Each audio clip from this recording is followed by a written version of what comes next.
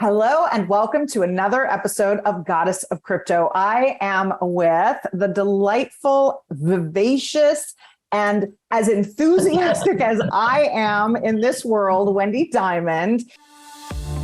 The sacred divine feminine is creative, abundant, flowing, receiving, and disruptive. And the new energy of money, including cryptocurrency, decentralized finance, NFTs, and even the metaverse, is all these things too. Welcome to the Goddess of Crypto, a weekly show where women who are already in this powerful space will cover these topics simply, so you can relax into knowing that the future of finance is female.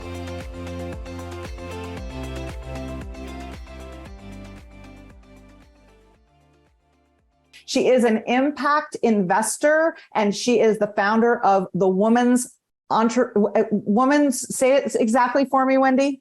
I founded Women's Entrepreneurship Day. It's just the official day in the world proclaimed by U.S. Congress, President of Mexico, all these things, that we're in 144 countries. So it's Women's Entrepreneurship Day organization, but the official day is on November 19th, Women's Entrepreneurship Day. That is so cool. I'm so excited. And you have to start off by telling me, Wendy and I met an IRL. I know that's crazy. Like, you actually meet a human being. It's amazing. Wendy and I met at a wonderful conference. And I'm really curious, Wendy, if you would share with everybody what an impact investor is. What's the difference between that and a regular investor? Oh, okay. Yeah, totally.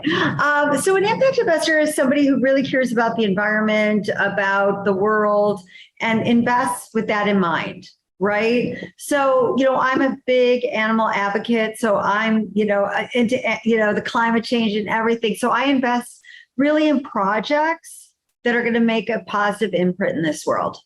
So, I'm an LP in a lot of funds. Many of them are in the crypto space, Web3 space, as well as I invest in impactful startups. Startups anywhere from BasePause, which was the 23andMe for pets, to help pets live longer and healthier lives, looking at the microbiome and DNA, to everything from Bidversity, which is disrupting the trillions of dollars of government procurement, using artificial intelligence to enable women, minorities, and veterans to get government contracts. I want links to all of those things in the show notes. That sounds amazing. I'm so excited about all of that. And you said I thought you said you were an LP. Was that the phrase that you used? You said, I'm a limited partner in funds as well. Oh, okay. Got it. Okay. And so what led you to get into blockchain investments, crypto investments? What called you to that? So my foundation, Women's Entrepreneurship Day organization, we're in 144 countries and we're huge in Africa. Okay. And so because of that, I met in 2014 a woman who created the Satoshi Center in her one-room hut with the dirt floor. And she was a goat farmer and her son had really bad health problems. And she was trying to get help. She didn't have a lot of money and was trying to find help in Africa, right? And in Botswana. And sadly, her son passed away. But on that journey, she learned about Bitcoin and created the Satoshi Center in her little hut. But don't worry, right now she's advising the government and Jack Dorsey's helping her. But that's so great. It's so cool, right? But she is a phenomenal woman, and she basically wanted to educate everyone about Bitcoin in Botswana, and that's why she created it. And that's how I originally learned about it, because my foundation, we started in 2013 when I learned 250 million girls were living in poverty. 1 out of 8 women in America live in poverty, and the stats go on, right?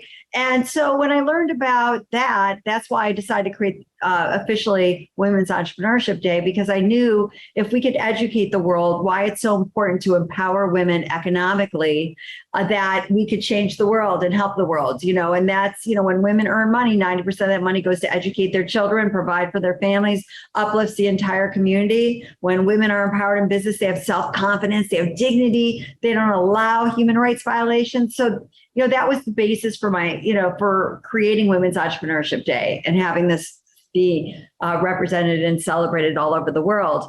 And so when I learned about Bitcoin, And what I really do believe is the most high integrity financial instrument, deflationary financial instrument ever created in history.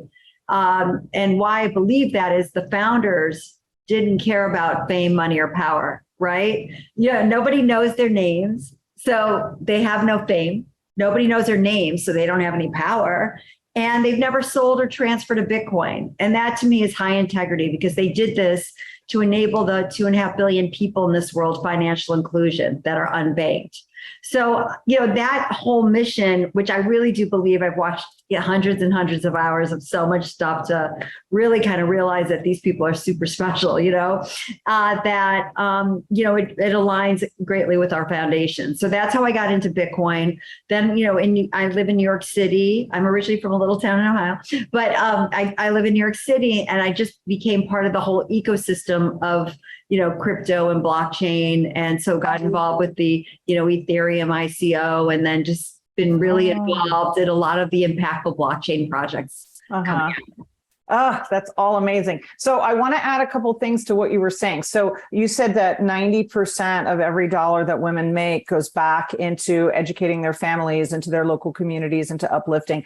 And the statistics on men is 30 to 40 cents of every dollar. So it's a significant difference between the men and the women. I don't like to generalize, because, we need men, we would. Of course. Yeah. In this world, if we didn't have men. And so It'd be a little more boring. I don't want to generalize, because there's some incredible men out there really supporting women and so forth. And but the statistics are drastically different.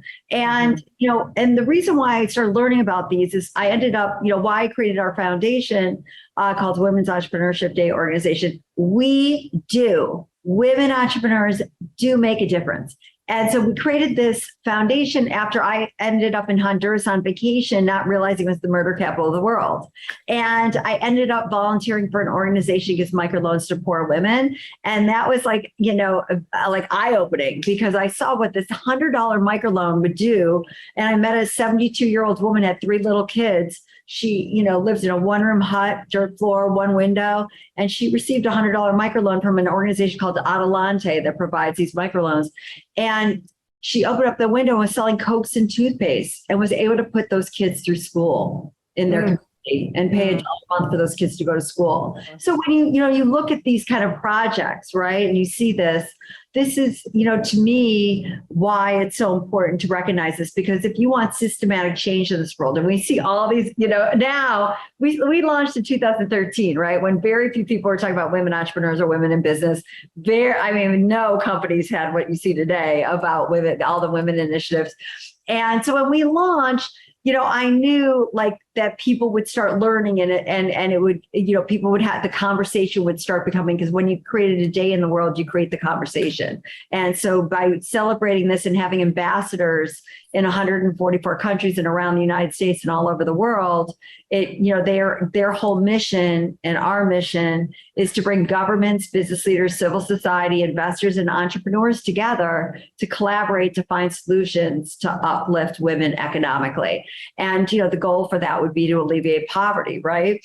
And so, when you create systematic change, right, we all talk about systematic change these days, right? Well, if you want to create systematic change, it's got to be from the ground up. You've got to embrace everybody. You've got to bring everybody along with you to create this change. And that's what our movement's about, right? It's not a top down, it's a bottom up. So everybody think TED Talks, but instead WED, right? Women's Entrepreneurship Day. But instead of people talking about themselves and ideas, we bring all, these parties together to find solutions and create a summit that day. And then we all have impact. So we're having a big event at the United Nations, and that day, we have some of the most incredible people in the world attending, and it's all about Web3 and impact. And that day we'll also fund 1,000 impoverished women with microloans. Oh. So they can start their entrepreneurial journey. Yeah. I've definitely done microloans as well. And what's another beautiful thing is that there's such a high rate of repayment with them. They pay it back at a 98% rate. Yeah. And what's cool is it's about giving a hand up, not a handout. You know what I mean? Mm-hmm. So this is like teaching them the fish, Yes, I completely understand that. So where do you consider the crypto as part of that journey? Well, so I wouldn't call it crypto, but I would call this more being part of this whole ecosystem of Web3 and blockchain, right? Because all this whole movement is based on is financial inclusion, helping the 2.5 billion people unbanked opportunity, right? And now they can easily do this with their, on their phones. They don't need a bank account. And also all the opportunities of owning your own data and being paid personally for your data instead of Facebook and LinkedIn and Instagram and so forth. I am so excited about everything that you're doing. Really, it's just, and isn't it like, aren't there under 100? There's like 148 countries on the planet. How many countries are there total? Because you're in like all of them, right? No. And then like some people, some of our ambassadors, like they do it 1 year and then they don't. You know what I mean? So it kind of goes on. We just keep it like we basically, sometimes it's more, sometimes it's less, but pretty much we've been celebrated in 144 countries.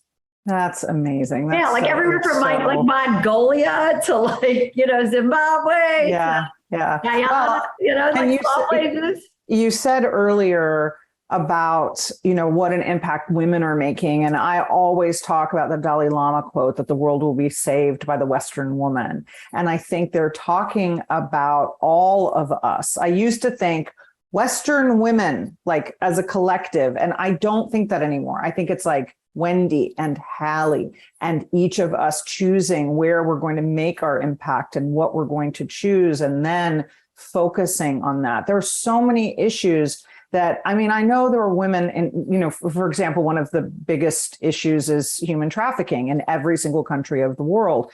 And I know that there are women involved in human trafficking, but I don't think women are involved in human trafficking because of wanting to exploit other women or wanting to exploit children. I think there's a lot of control issues. And I feel like when women are financially free, they're not going to then turn around and say, like, this is something I want to participate in. I think there's a lot of keeping women down in that way. So I feel like the more women have that financial freedom, the more they're expanding beyond the limitations of what we've all been told we're capable of. So I think that's just, really, really important. I want to ask for your own, because this is, obviously goddess of crypto. So my questions are really like, do you have any regrets about any of what's been going on? I know this year has been really hard for crypto. There have been a lot of, a lot of things have like gone down the tubes. It's the kind of still the Wild West. And do you have any advice for women who are, really nervous about taking that plunge? Well, first of all, I love when people say this because it cracks me up. First of all, if you're in it to make money, shame on you. You should be in it to create and be part of this movement that's one of the most impactful in history, right? And this ecosystem, and remember, Bitcoin's the mothership, and mothership is, very high integrity, right? So when you look at this space, we're 13 years old. We are in puberty.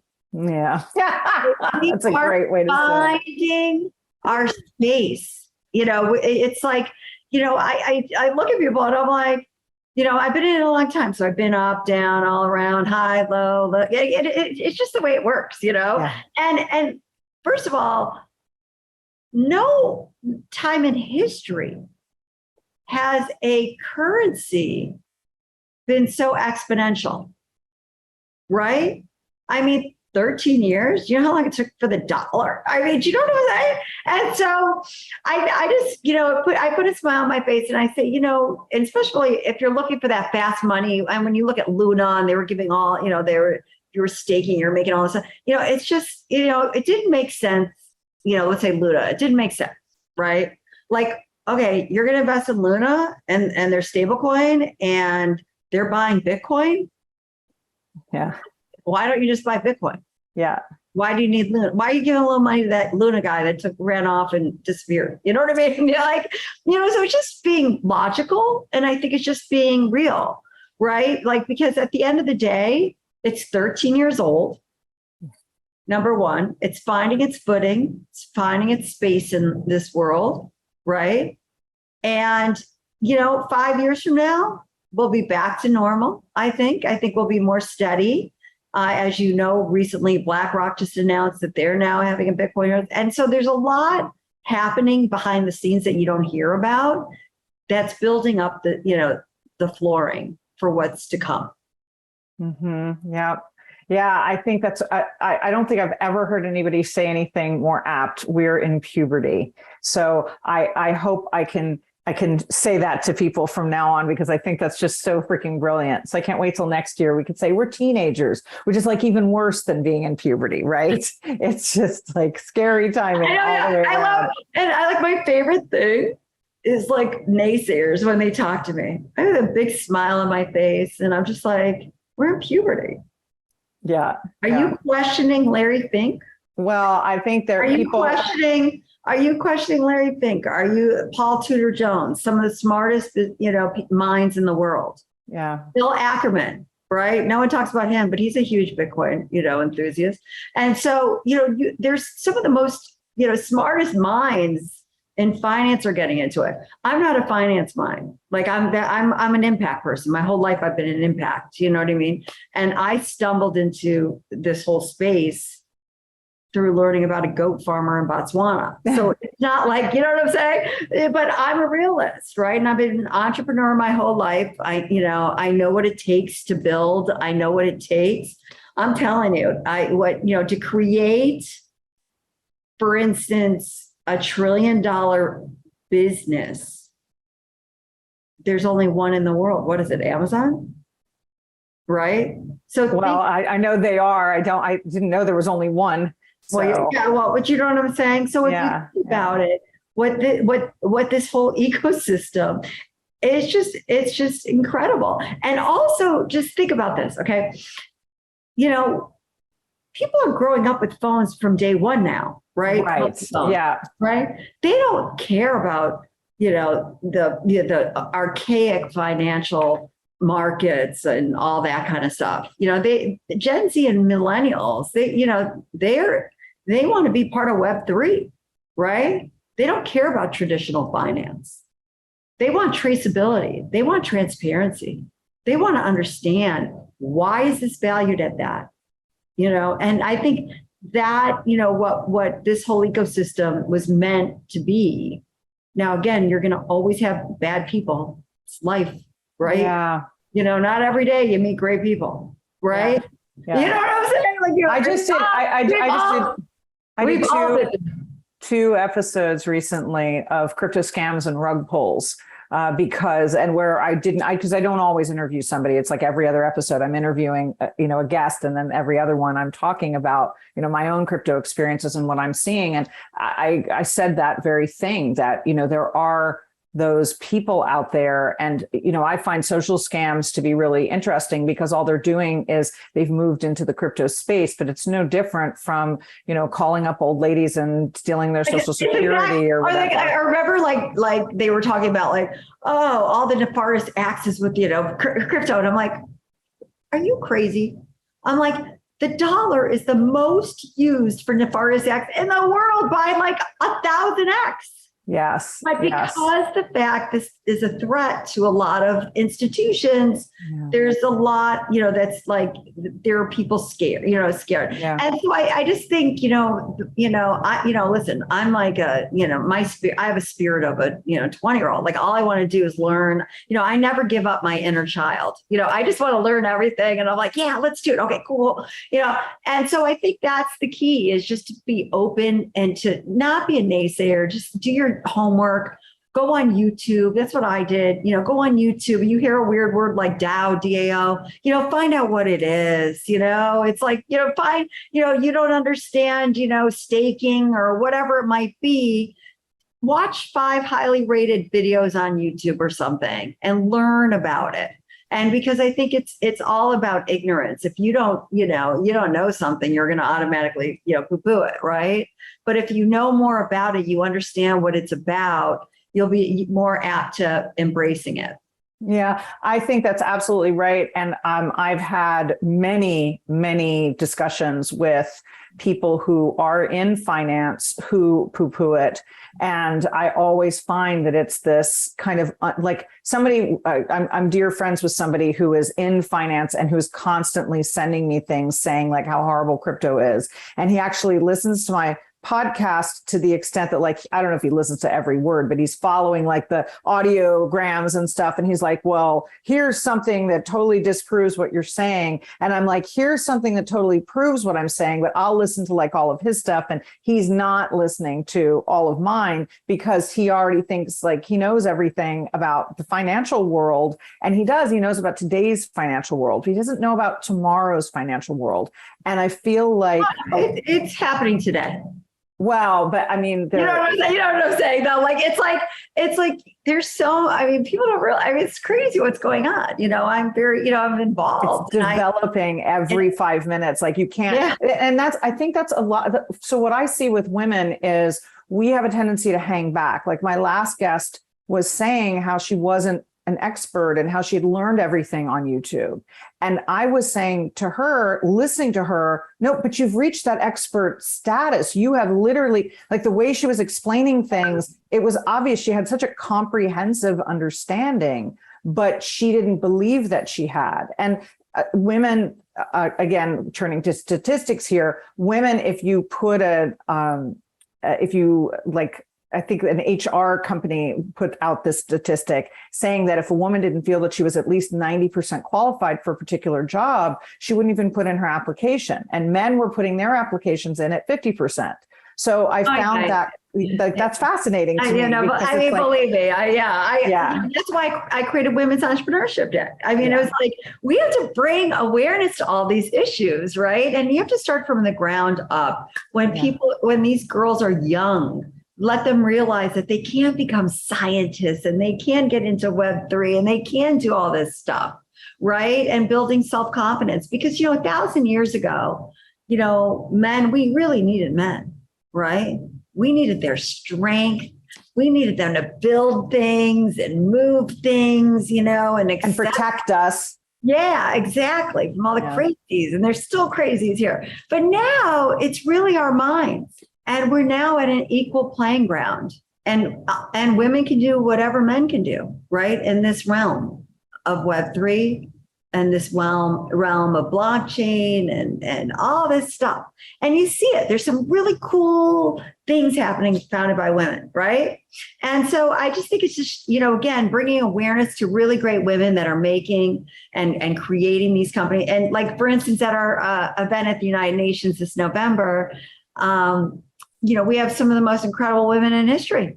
We've got, the woman that founded Cloudflare. It's a $25 billion company on NASDAQ, right?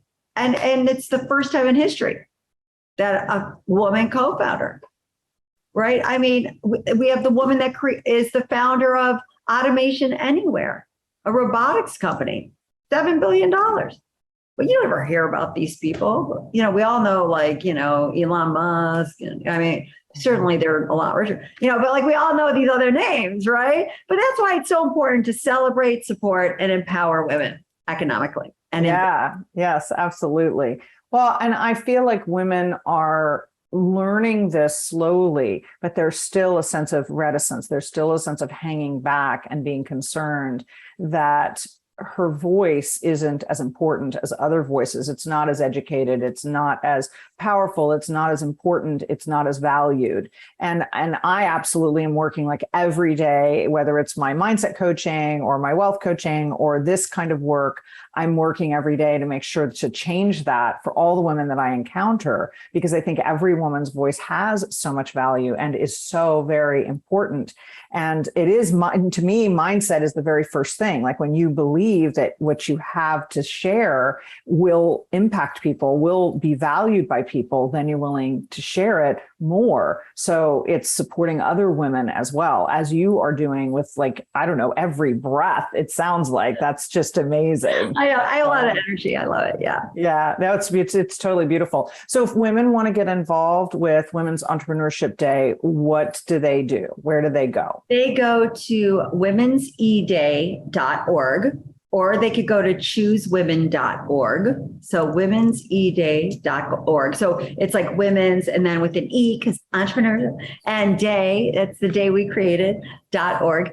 And if they go there, and then they can look to whatever country they are, they could see our ambassador, connect with them on LinkedIn or, social media, or, they could participate in any way, or they could just celebrate an incredible woman entrepreneur in their life and share it. Oh, that's so great. That's so great. I love that. And do you recommend the company that you mentioned for microloans? Is that because I'd love to offer women a place that you trust where they can put their money in, even if it's a little bit of money, because those microloans can make such a big impact.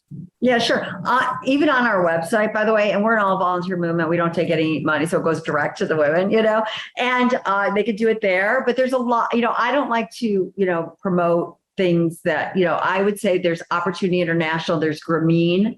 If you're going to donate to microloan companies, make sure it's a low interest rate for those women to pay back, because a lot of people are scamming these people too. There's scammers everywhere. And so, but it's true. It's true. Like, yeah, I know. Like if I get involved in something, I just make sure I know it and I feel it. And and that's why I think I'm happy, because I really know what I'm helping and I'm doing. One thing for women I can say is there's a few things I can suggest. One being opengrants.io. And opengrants.io is an amazing platform, make it seamless and easy marketplace to help anyone get non-diluted funding. If you're starting a new business, if you're a doctor looking for an NIH grant, and a small business grant, whatever that might be, that's your one-stop, shop called opengrants.io. Wow, even I'm taking a note about that. Thank you very much. Yay. And so that's that's one of them, that I'm involved with. Another one, if you go to Gift Chain, which is a Web3 charity platform to enable everyone to be able to have transparency and traceability for all giving. Everyone can participate in that. And again, I think 2% goes to the, ecosystem, and then the rest goes directly to the charities. And they can find amazing charities from everything from like helping climate change with the Global Alliance for Sustainable World Planet, or like helping homeless animals, or, helping impoverished women. That's amazing. Yeah, I think, like if you're listening to this, please remember DYOR, right? Do your own research. That's true of the places that Wendy's suggesting. That's true of where you're going to go put your money. And it's true of anything, obviously, that you invest in, even Bitcoin. Make sure that it feels like it's in alignment with your financial goals and your desires. Yeah. So anything that Wendy mentioned throughout the entire podcast is going to be in the show notes. So you can see those on the platform that you're on. And then you can also go to Halle Eavelyn. Well, actually, I guess it would be best to go to goddessofcrypto.me because you can see the blogs there that are the transcripts, and those have all got the links for everything. And Wendy, you mentioned so many places. My team is going to be researching every single link to send for, so we'll make sure they all get posted, and that will be kind of engraved for posterity. So I think that's really great. So I always ask at the end of every show, what is one more thing that you would like all the women listening to know? What a cutie. Adopt. Millions of dogs and cats up for adoption. Oh, beautiful. What kind is yours? Do you know? Mutt kind or? Yeah, totally. He's a rescued Catan. Where's your other eye? Catan?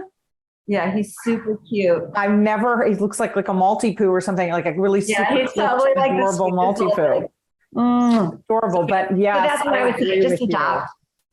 Adopt. Yes, I absolutely agree with you. I know there's so many shelter dogs that need homes, and so many and if you can't adopt for a short period of time, because that's also desperately needed. So yes, that's so beautiful. Wendy, I want to thank you so much for being I appreciate here. it. Yes, this has been amazing. If you Have like a great one. If you like this episode of Goddess of Crypto, please like it, comment it, and share. Share it with your girlfriends, your friends, your families, your moms, your daughters, your wives, your partners, all the women that are in your life. I will see you next time on Goddess of Crypto. Every week, transformational wealth coach Halle Eavelyn leads a conversation that helps to ensure that women everywhere can learn to surf the coming tsunami of the new energy of money. You can find her at goddessofcrypto.me. That's goddessofcrypto.me. Be sure to subscribe to Goddess of Crypto on your favorite platform or watch the show on YouTube. And remember, wealth isn't just your privilege, it's your right.